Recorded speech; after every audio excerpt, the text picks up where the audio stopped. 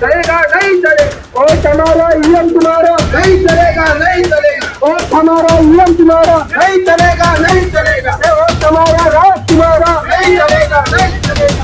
गाँव में भाग है, चुनाव आयोग चोर है, गाँव पे जोर है, चुनाव आयोग चोर है। ईवीएम मशीन ने क्या किया, देश का सच्चा नाश है।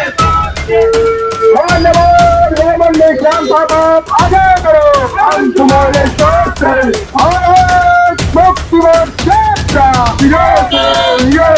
31 जनवरी 2024 घेरेंगे भाई घेरेंगे, घेरेंगे अरे घेरेंगे भाई घेरेंगे,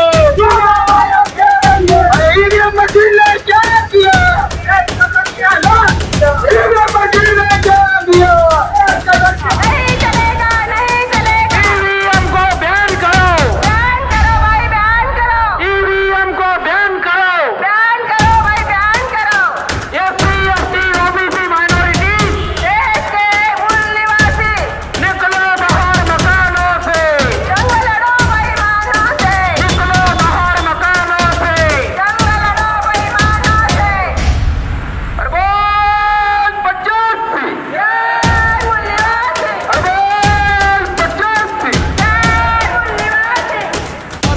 वो जिनके साथ सीना तान के पुणे शहर में खड़ी है ईवीएम मशीन के खिलाफ, बीजेपी के खिलाफ और चुनाव आयोग के खिलाफ।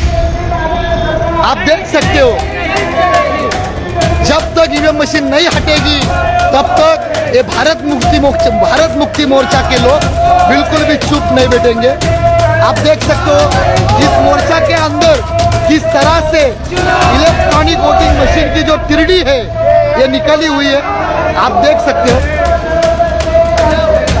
जिस तरह से महिलाओं ने इस अंत यात्रा को, ईवीएम की अंत यात्रा को उठाया है। अगर इस अंत यात्रा को भी देखकर अगर इन्होंने इस मशीन को नहीं हटाया तो आने वाले 31 तारीख को बहुत ही बड़ा जन आंदोलन हो जाएगा और वो पूरा जन आंदोलन संवैधानिक तरीके से होगा। मैं चुनाव आयोग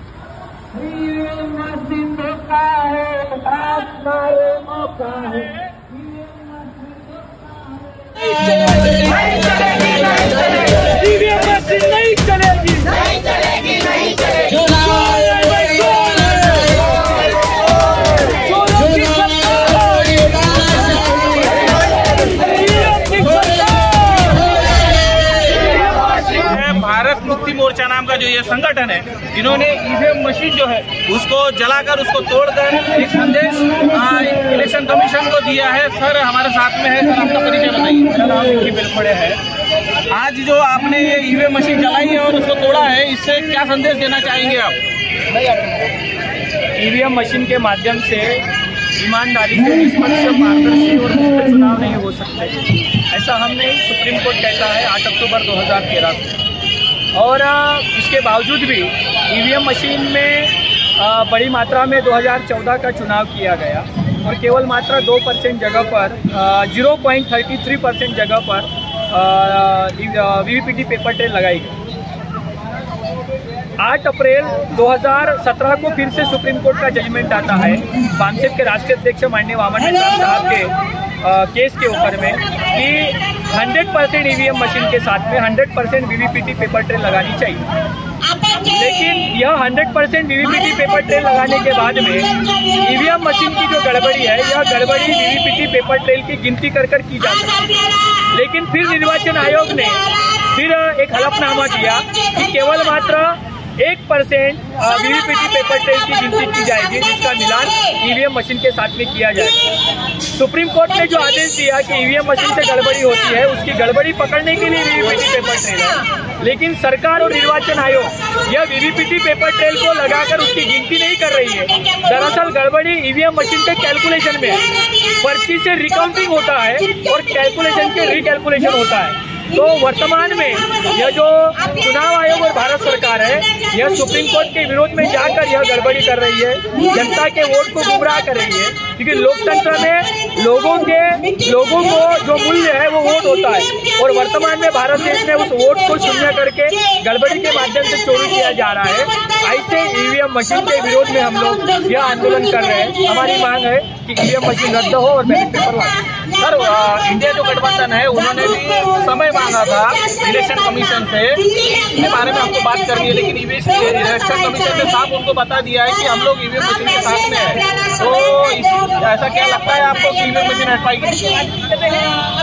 जैसा इंडिया गठबंधन में जो विपक्ष, इंडिया गठबंधन में जो बड़ी पार्टी है जो कांग्रेस है, 49A, 56C और 56D का जो कानून सुप्रीम कोर्ट के माध्यम से निर्वाचन आयोग ने लागू किया, उसमें उन्होंने कहा कि जो दूसरे नंबर की पार्टी होगी उनको रिकाउंटिंग और रिकैलकुलेशन करने का अधिकार होगा। लेकिन आज वर्तमान में अगर एनडीए सरकार से बीजेपी पार्टी चुनकर आती है, तो यूपीए सरकार में, यूपीए गठबंधन में कांग्रेस समर्थित जो पार्टियां है या कांग्रेस है, ये दूसरे नंबर की पार्टी होगी। लेकिन हमारे पास में यह डाटा है और सबूत है कि भारत देश के किसी भी चुनाव क्षेत्र में अभी तक दूसरे नंबर की पार्टी ने रिकाउंटिंग की मांग नहीं की। इसका मतलब क्या होता है कि स्वयं कांग्रेस पार्टी चाहती है कि बीजेपी की पार्टी चुनकर आए और हम उसकी रिकाउंटिंग की मांग नहीं करेंगे।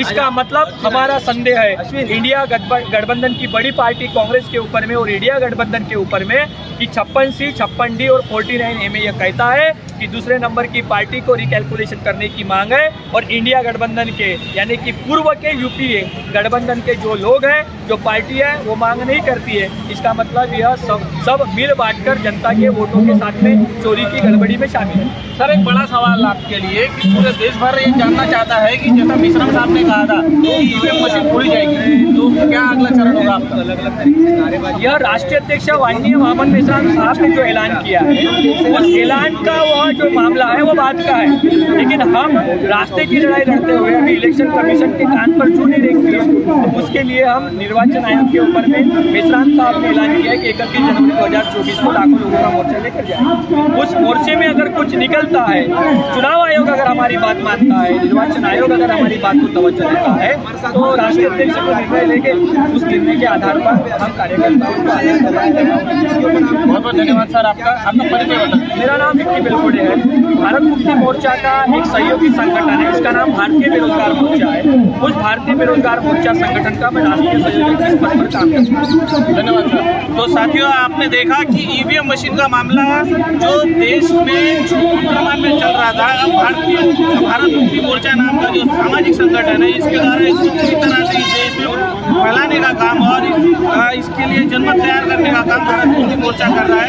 और आने वाले समय में ईवीएम मशीन फूटेगी या नहीं फूटेगी, आने वाला वक्त बताएगा। हम आपको पल पल की खबर देते रहेंगे। मैं राकेश गजबी, कैमरामैन सचिव स्वयं के साथ में नागपुर। धन्यवाद।